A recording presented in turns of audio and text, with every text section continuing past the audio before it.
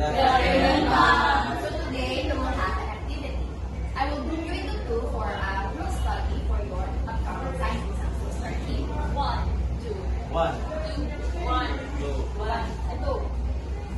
1, 2. 1. So now go to your group. 1.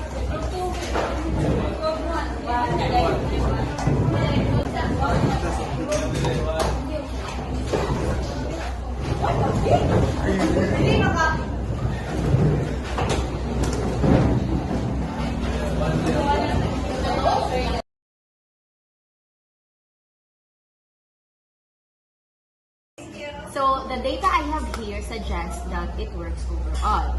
So we will continue with this approach.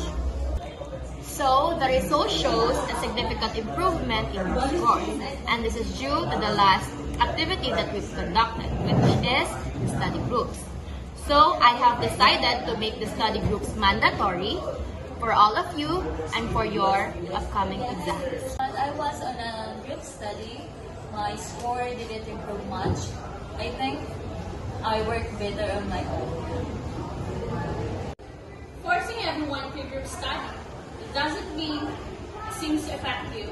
Some students like me learn better independently. You might be right, Mr. Masasa. I may have overestimated the program's overall success based on the data. So the analysis indicates no significant improvements in scores due to study groups.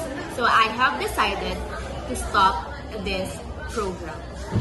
That's disappointing.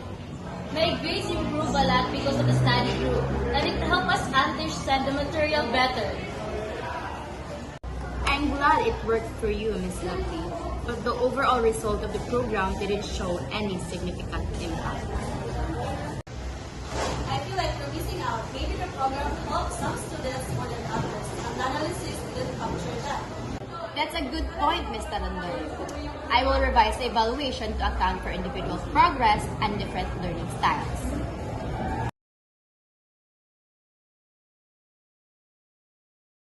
So I've learned throughout this program is that errors in interpreting data can lead to poor decisions. A type 1 error lead me to overemphasize study groups, while a type 2 error caused me to dismiss their potential value. Maybe you should consider offering study groups as an option rather than making them mandatory or canceling them entirely. And perhaps evaluate their impact on different type of learners, not just the class as a whole. Great suggestions, everyone! So, I will redesign the study and consider individual learning styles to make better decisions in the future. I think that's all, class. Go and class dismissed. Bye now!